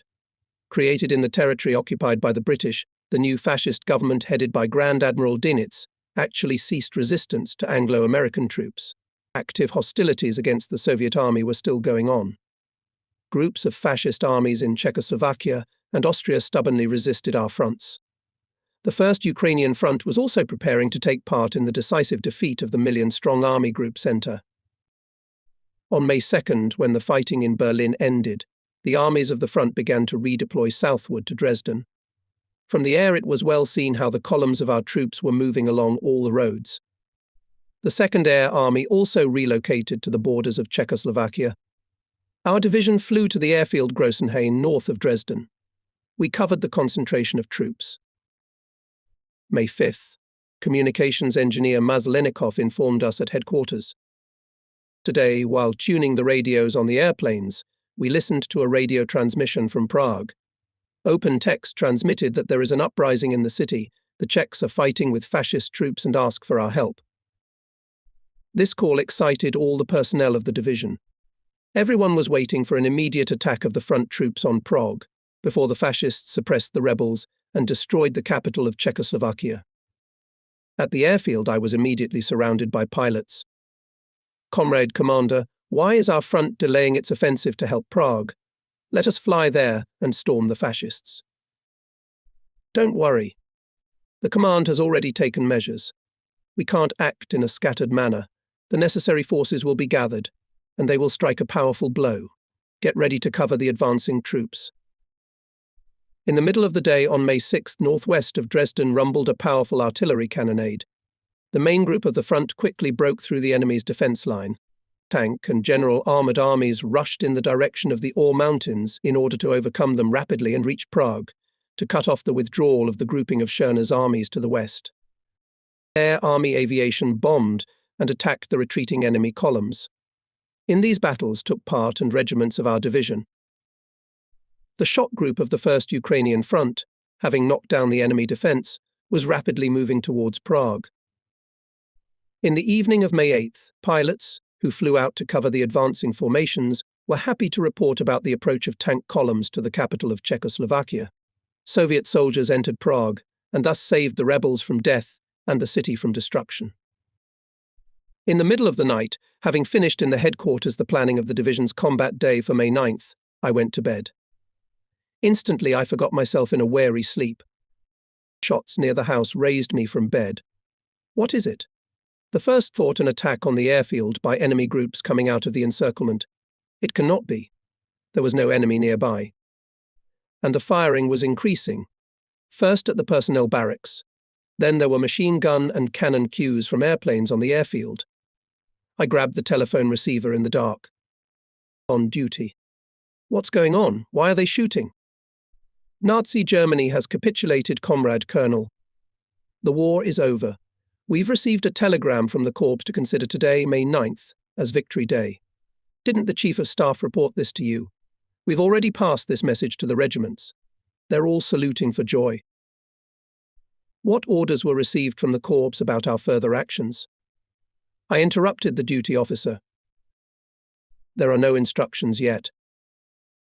I hung up the phone and thought, realizing the greatness of what had happened. I remembered the hard days of retreat, victorious offensive operations, air battles, dead battle friends. In the mind grew pride for our country, for the party, for the army, who defeated the worst, cruel and terrible enemy. What to do now, I thought, not yet realizing what changes in our actions will make a new environment. The appearance of Abramovich brought me out of my musings. Dear Alexander Ivanovich, congratulations on the victory. Congratulations to you too, my fighting friend. Why didn't you tell me about it right away? I thought I'd let you sleep. How tense it was these days. To sleep through such a great event. Let's go to the pilots and technical staff and share with them the joy of victory. Near the barracks, where the personnel of the regiments were housed, we were met by jubilant pilots and technicians. Andrei Trud and Dmitry Glinka were immediately next to us. Our dear commander, congratulations on the long-awaited victory. Let all the pilots kiss you, our father, solemnly said Trud, hugging me. Congratulations to you, Andrei and Dmitry, for having lived to see the bright holiday. Comrade Commander, Dmitry and I are miners from Krivoy Rog. We didn't fall underground, and in the air it's even harder to kill us. Congratulations, hugs with battle friends. We had to fight hard together, to share the bitterness of losses. Together we rejoiced in our victory. Political workers led by Mukhnev had already prepared an improvised podium for the rally. Short, joyful speeches, cries of glory to our party, glory to our victorious people, our victorious army. At the end of the rally, I took the floor. I congratulated everyone on the victory. I reminded about the fallen comrades in arms. In conclusion, I said, we've gone wild with joy. But we still do not know the situation in Czechoslovakia, I warned. The commander of the bow to prepare for the evening gala dinner for all personnel of regiments and division headquarters. Comrades, vigilance must not be weakened. Soon we requested the Corps headquarters. We received confirmation the set combat tasks are not cancelled. In the morning, the first groups went to the sky for combat missions, impatiently awaited their return. The pilots reported that our tanks were in Prague. There was no fighting, the streets were filled with jubilant citizens. The next day, General Alexander Vasilievich Utin called from Prague. The government of Czechoslovakia is arriving in Prague. Cover the city securely. Various excesses are still possible, set the task of the Corps commander. I assured that we will take all measures and asked permission to the senior staff of the division to go to Prague. The general gave permission but warned that there was still fighting in the area of Melnik with the encircled group of the enemy. He indicated the route of the trip through Teplice-Shanov. On May 12th in the morning we left for Prague. We drove through Dresden along narrow passages cleared of debris from buildings. The city was literally disfigured from the impact of 1,000 strategic Anglo-American bombers. From the rubble-strewn basement bomb shelters smelled of stale cadaverous odor. And how many were left buried alive there? In the city there were about 200,000 inhabitants, mostly women and children. There were no enemy troops here. At least we have never received a mission to attack combat targets in this city. Do you think, I asked Boris Abramovich, who was traveling with me in the car, why our allies did not bomb Dresden throughout the war and in recent days turned the city into ruins? They did everything not to leave intact the city and factories in our zone and to show us the power of their strategic aviation. I agree with you. This is where the perfidy of some of our allied leaders showed itself. These people will give us more than one pig. You can expect anything from them. Prague greeted us with music, songs, cheers. The inhabitants came out of their houses, filled the streets of the city. We were all literally carried out of the car in our arms. Elderly people and young people surrounded us. Girls in national costumes gave bouquets of flowers, and men treated us to the famous Pilsen beer. When we came here, we planned to see the sights of Prague. The main thing was the brotherhood and friendship of Slavic peoples, a great sense of respect that we took out of these warm meetings. By evening we drove back, on a straight road to Dresden. To the north, near a forest area, we were stopped by a patrol. We can't go any further, turn left to Teplice-Shanov. Why? I asked the soldiers. There's a battle with SS units ahead. They're trying to break through to the west. Everyone listened involuntarily. Frequent machine gun and machine gun cues and explosions were heard in the forest. Those bastards, fascist bastards.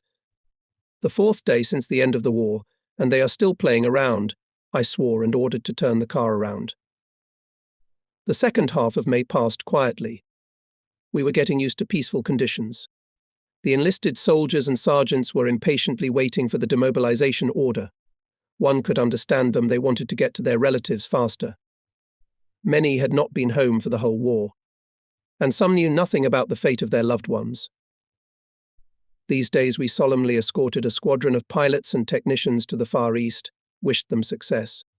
We realized that the war with the samurai could not be avoided. That's why all the pilots were eager to go to the east.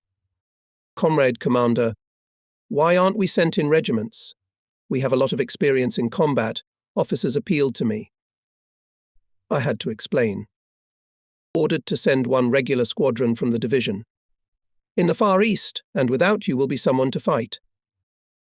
A joyful event for me in these days was the appearance in the headquarters of an old friend from my studies at the aviation school in Perm Kostya Pilshchikov. After a friendly embrace, I asked him, "Kostya, why are you wearing an American uniform?" The POW camp where I was after I was shot down by an anti-aircraft gun at the end of the war was taken over by the Americans. They changed us, a group of pilots, into their uniforms and wanted to send us to England. But we escaped and made our way to our troops. Pilshchikov reported that he knew that Ivan Babak was in one of our transit camps in Czechoslovakia. We urgently searched the camps. And one day I brought Babak, exhausted with traces of burns, to his native regiment. There was a lot of joy among combat friends. At the end of the month began the training camp in preparation for the victory parade in Moscow. The combined column of the front included the commanders of armies, commanders of formations and heroes of the Soviet Union. Daily formation training began. Admittedly, we had gotten used to it during the years of war. After the first day of drill under the hot May sun, Dmitry Glinka rumbled. And for me, it's better to spend 3 air battles a day than to do shaggy sticks. Don't you want to go to Moscow? I too, at first, did not lay my soul to the formation training. But we're preparing for a historic parade. It's a combat task for us. However, soon for me classes were interrupted, called to Moscow for a diplomatic reception, which was arranged by Foreign Minister V.M. Molotov in honor of the victory. On May 29th, I flew to the Central Aerodrome. There was a car waiting for me. I immediately went to the reception. Entering the hall, I was somewhat confused. Such a solemn atmosphere, and I am in a field uniform. There was a lot to be taken aback by. Women in décolleté ball gowns, adorned with jewelry. Men in elegant suits and military men in dress uniforms. I was the only one among them in a uniform galife and boots. From the ship to the ball, I thought, feeling the surprised looks of others. Seeing the commander of the Air Force, Alexander Alexandrovich Novikov, I squeezed through to him, reported my arrival and said, "Comrade Chief Marshal. Among diplomats and guests, I feel not very awkward. Don't mind me. Now, as soon as the doors to the other hall open, everyone will hurry to the tables." And so they did. Feeling Novikov's favorable attitude to me, I asked him for permission to fly to Novosibirsk for a week, until the arrival in Moscow of the combined parade battalion of our front. Having received the consent the next day without warning my relatives, in order not to create an unnecessary mess, I flew to my native city. Novosibirsk met me with warm sunny weather, typical for Siberia in June. Joyful days with my family, meetings with my childhood friends flew by unnoticed. At the suggestion of Shibayev, the pater of the aircraft factory, we went to a bee farm in the taiga. In a light baby carriage we drove leisurely along forest roads, past blossoming hawthorn and cherry, through pine and birch groves. The meadows delighted with a carpet of grasses. Everything reminded me of my childhood. As a schoolboy with a peer Sasha Mokolov, having collected in bundles pies with kalina and cherry berry, shaneg with cottage cheese, we jumped on the footsteps of the cars of trains passing to the east and went to the taiga. We wandered through the forests, caught fish in taiga rivers and baked it on the fire, spent the night in huts made of branches. The forest parted, and we drove out to a vast meadow dotted with flowers. Dozens of beehives stood along its edges. A sturdy, middle-aged beekeeper greeted us cordially at the porch. It was Konstantin Konstantinovich Bessanov. In the distance stood his wife. We were placed in a room of perfect cleanliness, with well-fitted cobblestone walls, exuding pine aroma. The first thing was a steamy Russian bath with birch brooms. After it we drank delicious mead with bliss. It was a magical vacation. 2 days of walks in virgin forest. I inhaled the aroma of blossoming trees and herbs, listened to birds singing and bees buzzing. It seemed that we were in a fairy tale. The scale was leaving my soul after the terrible years of war. the exorbitant human grief I had seen. However, we had to fly to Moscow. Sad parting with my mother, Maria, and little daughter. Moscow. At once began intensified training for the parade. Red Square on June 24th. Loud music, banners, portraits of party and government leaders on the walls of the ancient Kremlin and on the Gum Building. The iridescent ringing of the Kremlin chimes captured us with majestic solemnity. Despite the drizzling rain that soaked our uniforms, we felt joyful. We were overwhelmed with a sense of pride. Our victory over fascism rose in all its greatness in our consciousness. The Soviet people, led by the party, broke the back of the bloody fascist predator. All of us proudly realized that we were active participants in the greatest war that mankind had ever experienced and had a direct relation to the defeat of the cruel and strong enemy. Our parade column of the 1st Ukrainian Front is built opposite the mausoleum, on the marble of which is inscribed the dear name Lenin. Under Lenin's banner, under the leadership of the great Bolshevik party created by him, our people defended the freedom and independence of the motherland, defeated the worst enemy of mankind, German fascism. All the eyes of the parade participants are fixed on the mausoleum. We are attentively watching the leaders of the party and government headed by the Supreme Commander-in-Chief Joseph Stalin ascend the rostrum. Honored military leaders, marshals of the Soviet Union Georgy Zhukov and Konstantin Rokossovsky went around the parade columns and congratulated the participants of the parade with victory. Then the solemn march began. I was entrusted to carry the banner of the 1st Ukrainian Front. As soon as we passed the mausoleum, I handed it over to a specially allocated officer and went to the tribune for the command staff. Now, I was already looking at the parade from the outside. The clear beats of steps, the music of the orchestra merged with the ringing of orders and medals that adorned the participants of the parade. It was an impressive spectacle.